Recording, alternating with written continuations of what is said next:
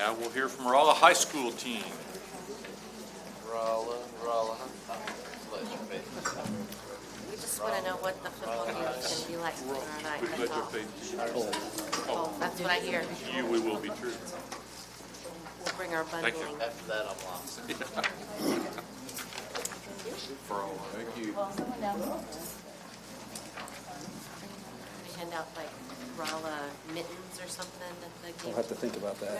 Some earmuffs. So Charlotte's asking us about prediction for the Rolla football game tomorrow. The only thing I can tell her is it's going to be cold. That's as far as I'm going out. Big Where- soccer game on Tuesday. Where's it going to Yeah. be? We're at Parkway West tomorrow night, and then soccer's home for sectionals Tuesday. So we're excited about that. So thanks for having us. Thanks for Welcome coming. to you guys from Rolla High School. We're excited to share with you a little bit tonight about what's going on at Rolla High School. You're going to see, Josh passed out to you our goals for this year. We want to just get those to you in a hard copy form. The community can get on our website and find those on our website if anyone out there needs some real exciting reading to put themselves to sleep at night or something. But we want to get that in your hands. We're going to talk about those a little bit tonight, kind of embedded within the other things that we're doing at Rolla High School. So we'll touch briefly a little bit on last year, as the other two schools have done tonight, and also combine that with how that affects this year. As you know, and as we've told you before, to give you just a reminder of how we develop this, we take our surveys that we do in the spring. We use those for us to jumpstart the conversation that happens in the fall. And so we spend our time in spring and summer reviewing those and figuring out what we need to do. And then when it comes to the fall, we gather our teachers on our PD day and our back-to-school days, and we have them just break it down. I mean, this is really their plan more so than ours. I mean, obviously we have a guiding hand in it, but we try to use that to develop that. So we break out into groups, small groups, and discuss the goals and what goals we need to change or delete or add. And then we bring those groups back together with our leadership team, and the leadership team then formulates the final plan, which then we get back out to the staff. So that's what you'll see tonight. Each of us are going to present a little bit, and we'll let each of them do that this time. Good evening. As we got started, we obviously looked back at last year's goals as the other schools did. Most of them on our first goals was maintaining a positive school climate to encourage all of our students to be in attendance 90% of the time. Most of those strategies underneath that are always going to be ongoing. There's always interventions that we're using. We're going to tweak them a little bit to see what works best with the kids that we have at that time. You do see that we have one that was not met, and that was investigate what students come to school. We actually met it partially.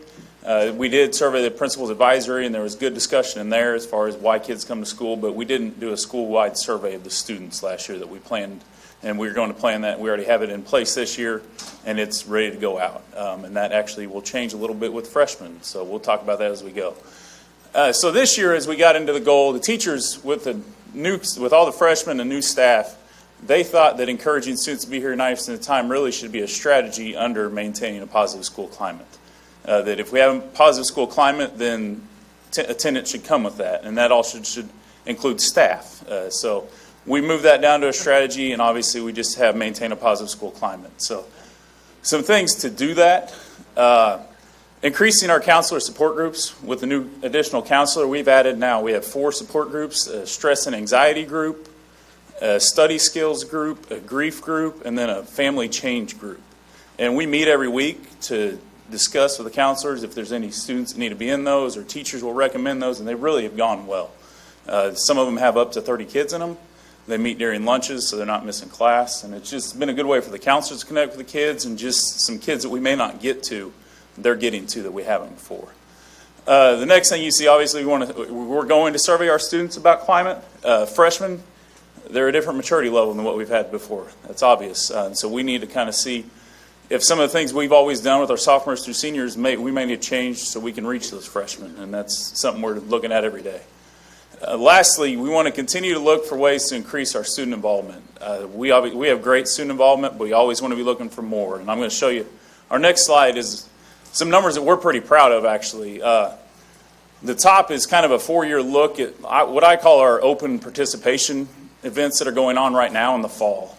Band, football, drama, student council.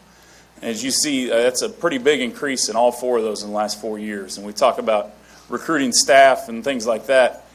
2 of those programs do have new staff in the last few years. That has made a big difference for us. And the other programs, obviously, we have very good staff in place. And kids want to be around. The student council only is 10 through 12, but the others are all 9 through 12 numbers. And then down at the bottom, that is just a current look at right now. It has all the other sports in the fall, choir, and all our other clubs. And our total enrollment right now is, and it's a little bit of an estimate, but it's probably on the low side, is 1,221 students, and we're at about 1,290 students. Now, that's not, some kids are double dipped and are involved in other things, but that's still pretty awesome numbers to look at as far as kids being involved. We get new students, that's what we want to do, is we want to find involvement.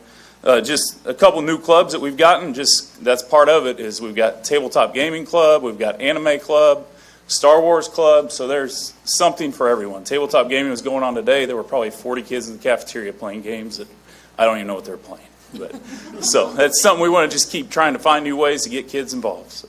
Hey, Josh, do you ever take a look at how many students and who they are who are involved in nothing?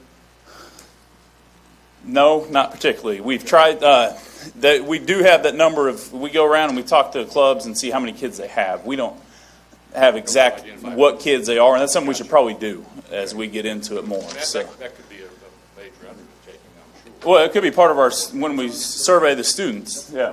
Okay. And then we should be able to get that from there. Okay, thank you. Yeah. Hello, good evening. I'm here with a different gang this year. I'm proud to be back at Rolla High School on a different side as being a teacher now as an administrator. So they've given me the technology goal because that's one of the things that I'm kind of working on this year with our staff and students as well. So this is our goals from last year with 2016-17. One of those that we marked met was the promoting student use of technology, resources, and stuff. It's not like we have to promote that anymore. I think it's it's just a way of life now. It's nothing that our teachers have to work at too much anymore. Going down the hallway, you'll see, Chromebooks out with students, iPads in Mrs. Kinder's class every day out on the desk, and they're, our teachers are building lessons that are efficient and effective with our technology, not relying on it completely, but enhancing what they're doing with the curriculum and stuff. So part of that's ongoing and not met on last year's goals was kind of the one-to-one options. We're hearing from our teachers that that's something that they still would kind of like to look into. And then like the not met part is updating our media center. That's something that's kind of been in the works, and we're really going to kind of focus on some of those things this year. So this year's goals, number one that I'm emphasizing, there's more on our paper, but it's a couple that we are emphasizing here. Keep increasing the number of devices. Again, that's what we've been doing along the way, and it leads to that one-to-one, but we're not there yet. But one-to-one also encompasses other things like making sure that we have the infrastructure to be able to handle all of that, insurance, policies, a lot of other things that come along with that. So until we get to that point, if we get to that point, then our goal is to increase the number of devices for our students. With that, a tech hub has kind of been proposed to be housed within our media center. A tech hub, they're saying, is have Chromebooks available for students that they can check out overnight or check out weekly, so that they can take those home and be able to do their work if they don't have a device at home. So that's a lot of the excuses that we hear. Well, I don't have anything at home to do my work on, and teachers are doing things with Google Classroom and pushing things out and making them turn papers in. So that would be an option for our students to be able to have the device to be able to work at home as well. Our media center is one, if you've been there lately, Jesse did a nice job, of building flex seating and stuff throughout, but she still has, I think, 15 computers there, so teachers can't come to the library and do technology stuff because she doesn't have enough devices for every student. So that's something that we're going to look at, being able to update that, maybe update the climate of it to, some study session areas for students to be able to do that are a little bit more intimate than what we have now. Surveying our teachers is something obviously we do every year, but on the tech side of it, we do this and always are molding to the needs of those teachers. We listen to what they say. We would rather have more departmental stuff. We would rather have more ability level grouped together and such. And so we're constantly looking at that. So we're still going to survey our teachers for what they need within tech trainings. And then there's some numbers there for our technology devices. The 14-15, I was looking at that. I was like, that's kind of maybe misconceiving. We just didn't have 39 devices. This is, I took the list of what we currently have in the building of devices, and at that point, the ones that we still have working are the 39. But at 14-15, we had 4 iPad carts, 4 Chromebook carts, 4 laptop carts. So if you estimate 30 a piece, that's about 360 that we had out there. But since then, iPads have kind of gone away. I think we only have 2 iPad carts now, which is accounting for the 39 that we have there.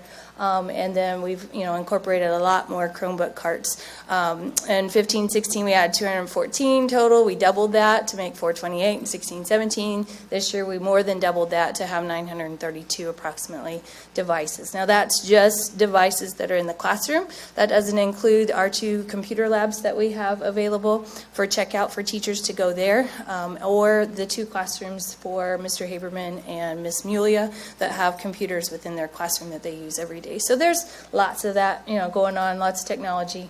Not that they use it every day, but I know weekly probably I could bet that kids in class are touching those things. The grants that we have applied for, Dr. Pritchett has told me that in the last couple of years they've applied for numerous grants. Some that they haven't gotten, some that we may be still waiting on hearing about. But there are 2 in particular that we did receive. Mr. Bridgman received one this past August, so a couple months ago, for $5,000 from the Shymack Family Foundation. And his goal was to put those in the hands of special education teachers so that they can use those with those students and individualized instruction and such, as well as some of the classes that they teach. And then Mr. Ellis was awarded one in May of 2017 for $5,000, and he bought a Chromebook cart for his own classroom. So every time I walk by his room, the kids have them out on their desk and they're working and stuff. So that was some of the things that our teachers are doing and Counselor Mr. Bridgman is doing to eliminate some of the cost on the district and getting out there and trying to find those grants that are available. So, any questions on technology? Question for you. So something that's came to my attention recently with kids that don't have the devices at home to do their work is if they don't have the device, they usually don't have the internet also, and that's becoming a problem with some of my family members that live somewhere else. But are you guys going to find a way to provide internet to those computers too that they take home if they don't have it? Because we're using Google Classroom more and more and more, and I'm worrying about the kids that I thought of that whenever the whole Tech Hub conversation came about. I thought of that in my mind, how they could do that. Again, we have our phones that are capable of doing, a hotspot or something like that. I don't know if that's an option, but yeah, that could be something that we have to, do as a hurdle to get over. It's not a wide problem, but it is a problem. It is a problem because not everybody has that access. So you're right. Yep. How often, Stephanie, I know Mrs. Hammond or someone used to do this off and on, where they record the lesson that they teach, and then it's accessible to kids 24/7. Is that done very much? I did. How much I'm not in touch with anymore. How many are doing it? But I know it's available. I've personally shared my lessons with math teacher in classes that I taught, and I know some of the kids actually the other day at the senior picture, they're like, "We listened to you today. Were you a math teacher?" I'm like, "Yeah." So I feel like I can share that. That was time I spent, but I don't want to just to go to waste. So I did that. I know Karen Hammond always had, and there's I'm sure multiple other teachers that are doing the screencast. She's not in the room, she'll do it for a sub, Sandy Right. will. Yeah. So if I'm a student and I'm in class and I get home doing my homework that evening and I'm like, oh, I don't know how to do this, I can go and with some teachers Yes. and rewatch. Yes. Most are math teachers. Most math teachers do that. Terrific. And it's nice. I started it personally when I taught AP Calculus because I had a student go on homebound in AP. And, it's a struggle sometimes to have have homebound teachers. Sure. And then to have the ability to teach calculus. And so that was my mission that year was to teach, to take my lessons. And that's where it just went from there. But yeah, there's different means. Through now with Google, we can share those, recordings with them and such. They can also put them, I'm sure, out with Google Classroom, with Google Sites and all that. So very accessible. That's great. I've got a question probably for Jim. For grants like this, when a staff member finds a grant, do they have to go through you to get approval on what they are going to ask for the money for? Yes, most of them. And most of them are technology grants. That's what we're looking for. Yeah. And so they come and say, hey, I found this grant. Or sometimes I send it to them. I'll get an email that says, hey, there's these grants, and I'll send it to, it's for writing. I might send it to English, or it's for, And so it always has a place for me to sign to, that says, hey, I certify basically that this person is doing what they're requesting that they're doing. And then oftentimes there's match. Sometimes it's not enough. Like 5,000 won't really cover a whole Chromebook cart like we need. So I work with the teacher that, but it's a benefit because I can use a little bit of money to help instead of having to use a lot of money to get what they're going to get in whole. So yeah, it's usually all filtered through our office, through me, and then we reach out. And sometimes it's you have to write a letter. Sometimes you just have to sign it, and they have to do some things. Sometimes it's both of us. Okay. But it's been real beneficial. Okay, Yeah. thanks. Okay, I'm going to talk about goal number 3, which is using a variety of strategies to improve student performance and scores and to ensure that students are going to be college and career ready upon leaving Rolla High School. Now with this goal, many of the elements of this goal are ongoing because it involves curriculum and things that are ever changing that we have to keep up with. For example, the Missouri Learning Standards, we're going to be testing those this year, and teachers are still working on revising that curriculum and revising our common assessments in association with the new Missouri Learning Standards. ACT testing is no longer a requirement by the state. ASVAB, we just conducted that with our sophomores just last week. So most of these goals we are ongoing. We have a couple goals at the bottom there that are met. The reason they're met is because they involved increasing or investigating. So those are still things we're working to improve and make better, but we did meet the goal of introducing different ways of providing tutoring and things like that.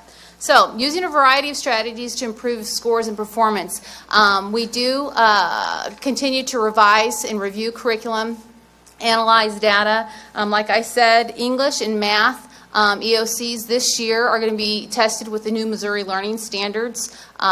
English is also going to have a more rigorous writing prompt. The prompt on the EOC for English is going to ask you to compare, blend genres, use sources. So it's going to be much more rigorous with the writing prompt on the English EOC, and they are going to be based on the Missouri Learning Standards. For science, we're going to be field testing the Missouri Learning Standards test questions that are aligned with that.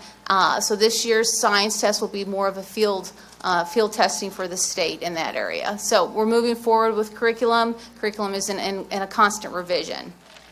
We do continue to increase our dual credit offerings. As you can see above there, we're up to 23 classes that are dual credit. I want to re-explain to you what dual credit is. Dual credit means that's a class that a student is taking from one of our qualified teachers, and they're achieving college credit. So that teacher is working in collaboration with a university or a college. We have OTC that provides dual credit, Drury provides dual credit, Missouri Baptist. So we work with several colleges and universities with the dual credit. Our AP offerings are continually increasing as well. I forgot to mention with dual credit this year, our 2 new dual credit classes are college composition and AP statistics. So just what I want to say about the AP classes, those classes are increasing, but they're also, it seems to be more of a pattern that those classes are both dual credit and AP. So some students choose to take a course as an AP course and not necessarily take the AP exam. They get the college credit rather, but they want that AP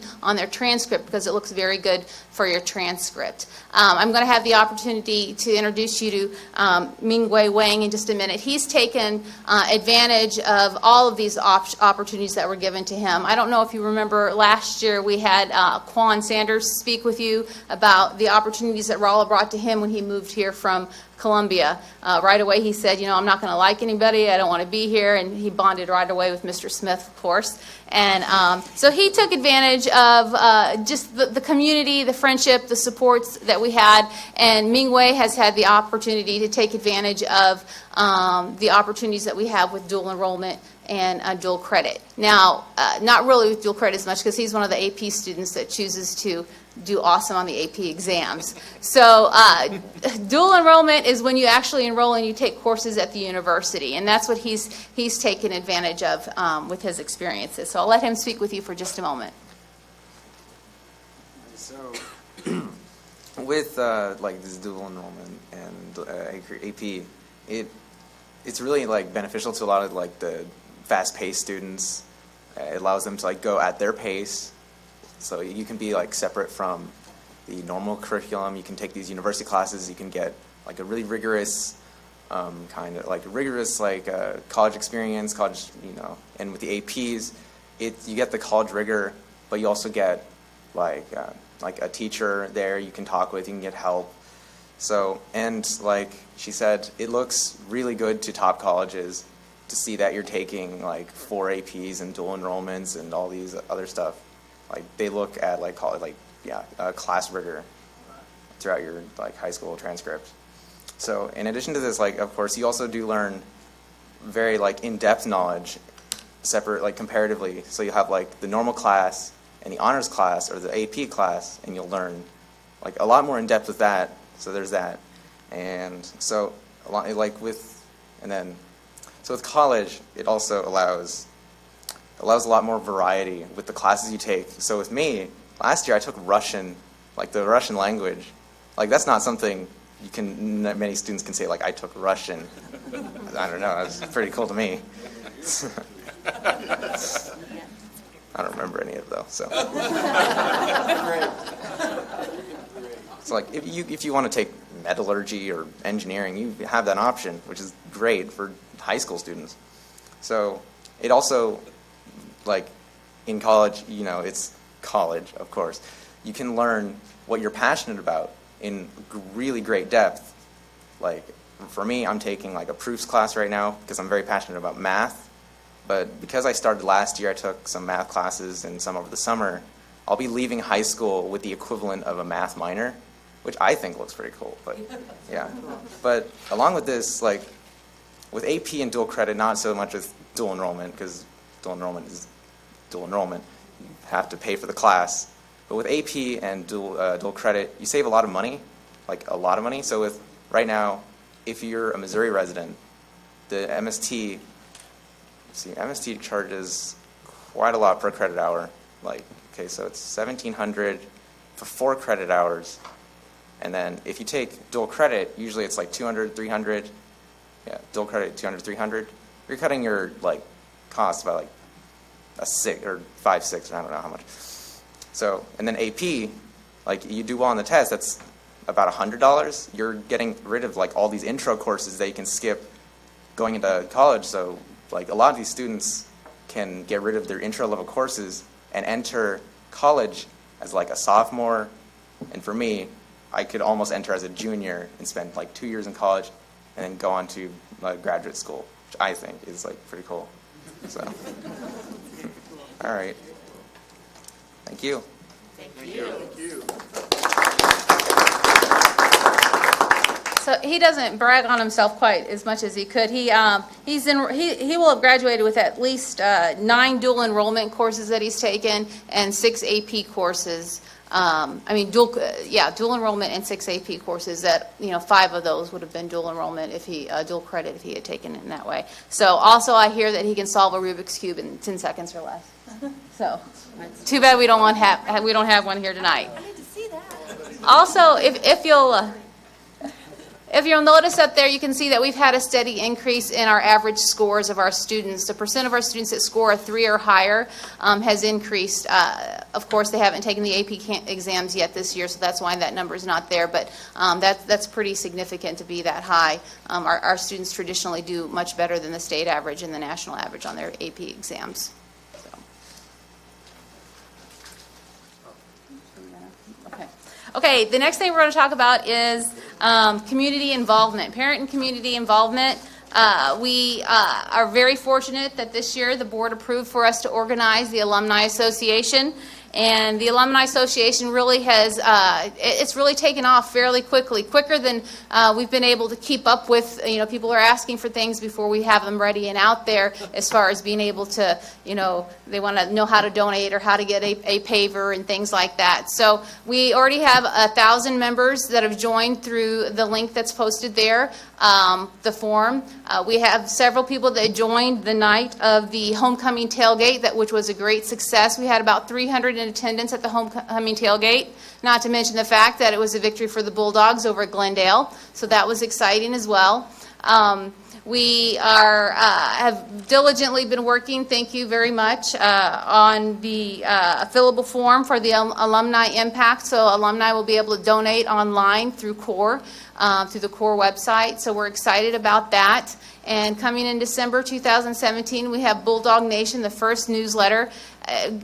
Just there's more that we want to put in there than we can even fit, just because the alumni filling out these forms have told little things about themselves. You kind of get lost in history and time. You go back from the 1950s to now. One lady commented she was in the class of 1951 and her accomplishment was, "I'm still alive." So that was interesting. So we just want to continue, but before I do on community involvement, I want to back up to Ming-Wei for just a second and tell you something that impressed me the most when we visited this week about the presentation.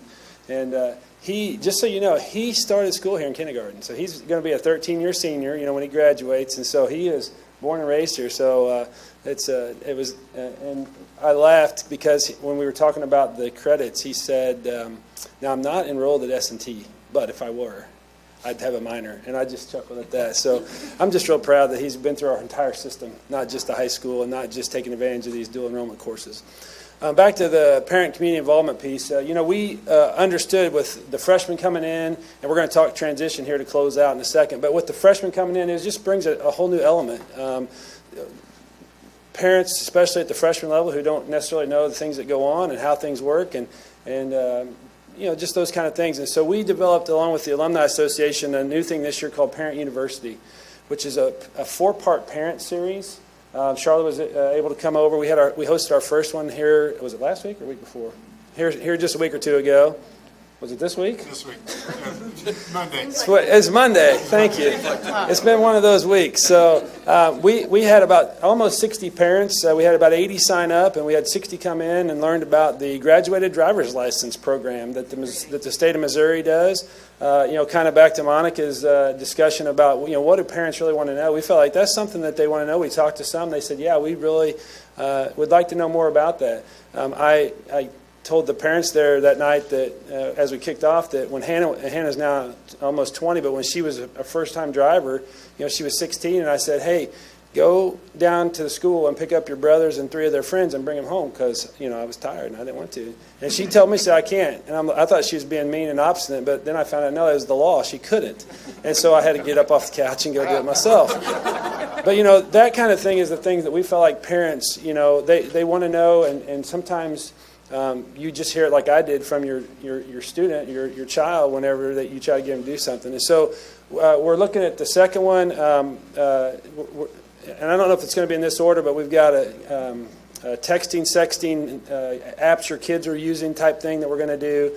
We're looking at also at the suicide prevention type thing. So we're going to just have 4 over the course of the year, and just try to get parents involved. And so we're really excited that the feedback we got from Monday night was very positive from the parents that came. I talked to several that actually said, you know, I was coming, but this or that happened and I couldn't. Can you give me some information about it? And so we're excited about the Parent University and how that's going to kick off. The final thing I just want to talk to you tonight about is just the transition, give you a little update on the transition. Things went eerily smooth to get it started. I'll say that maybe it was just great planning. I don't know. I think it's just everybody working together. There was a lot of talk and a lot of discussion ahead of time that helped to make that transition smooth. You know, there were some bumps here and there, you know, just little hiccups that we have to work out. But just the 3 things on the second bullet there, the cafeteria, Transportation and building layout were things that we just didn't know how they would go. Honestly, we didn't know the cafeteria. We had shared with you, I think, last year that we did a mock trial run after Christmas with all of our students, and we tried to run through the amount of students that we thought would come through lunch, and things went perfectly, or almost perfectly. But we didn't know because all those students knew how things worked and knew how to go, so we weren't sure. The cafeteria has gone rather smoothly. The first 2 or 3 days, it took a little longer to get kids through the line, but now we can get about 300 students through in roughly 8 minutes or so, and they're sitting down eating. And that's not just hurting them. I mean, that's just the way it's designed and set up. It's really worked out really well. Transportation. We didn't know with transportation how, with freshmen that don't drive, how the parent drop-off and pickup would be. We did a little video from the rooftop and shared that out with parents, and it's really gone really well. I mean, again, the first 2 or 3 days was a little bit slower, but now, I don't know, we're out at 310, probably by 320, that lot's clear or fairly clear. So that has went really well, too. So parents have been very good at following kind of the pattern and getting people in and out. Building layout, again, it's just such a big building. The one thing I heard from a lot of our teachers, especially the new teachers, was, man, this is a big building. I really have to be intentional when I go to my mailbox because I'm not going down there 4 or 5 times a day. And the kids were the same way. It's just bigger. Early on, I'd watch a lot of kids go this way in the herd, and then when it cleared out, they'd come back this way and find where they were going. It was just kind of that way. But after a week or so, they figured out where their classes are. Our video productions class did some videos on where some of the hidden stairwells are that people didn't know about, so they could get to a class in a different way. There's a stairwell that leads up out of the cafeteria clear to the 3rd floor, and probably 10 people weren't using it, and Video Productions did a part of their video was that, and now many students use that to get out, and it's helped with congestion. So things are easing up, and people are getting where they need to go, and it's really been a smooth transition. Some of the hiccups I mentioned, obviously with staffing and schedules and classes, again, we weren't sure what to expect, and some classes are fuller than others and fuller than we expected, and those are things that we're just adjusting to as best we can this year and working on next year. As I said up there, we're already working on next year's schedule. We're doing the course book right now. We're submitting courses and looking at those, and so that's ongoing. And we've tried to be just as open and transparent with our teachers that, hey, this is the way it is right now, and it's not what we wanted, it's not what you wanted, but we're working on that, and we'll get that fixed. And that's kind of where we are at this point, trying to keep our teachers in the loop as much as possible. The last thing I just want to mention is the counseling center. You all approved us adding a counselor to the mix. It has really been a blessing for our students and for our staff. You heard Josh mention earlier just the groups that we're able to produce just to help kids. Just the interaction among the counselors and kids, it's just easier when they don't have any more than they had before. And so that's just been a really good addition to the staff. And we said thank you before, but I'll say thank you again because that's been a real nice blessing to have the extra people there to help with all that. So with that, that's the high school this year. We're willing to take questions and answer anything. One quick one. Has McDonald's asked to interview our cafeteria? Yes, I did. 300 people fed in 8 minutes. They might want to. They might want to. It's a work in progress. I'll tell you, it's a beautiful thing. It's a little bit intimidating if you're not used to it, but it's a work of art. I'll tell you, to get all those people through there in that amount of time. So thank you again. I just want to Yes. comment. Good job on the alumni tailgate party. It was a really big hit, it seemed like, and I got to sit next to a couple. It was her 50th. Wow. Yeah. Well, so, yeah. and that's been our real intent, and I give Amy the credit for that. And I laugh because she said that, I forget exactly how she phrased it, but we're trying to get everything, but it's timing, and we're trying to get everything worked out. She's the one who's trying to push us to get it done, and she's done a great job.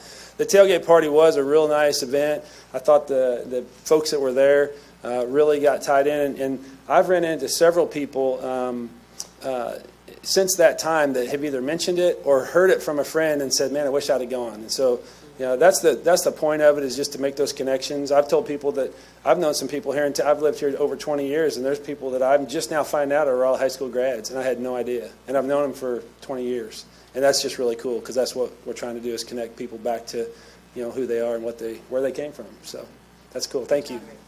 You had folks of all ages there. It wasn't just, they were, like you said, 50-year Yeah. anniversary, and then there were kids there were just 5 or 6 years out. So. Yep. Thank you. Thank you. Thank you.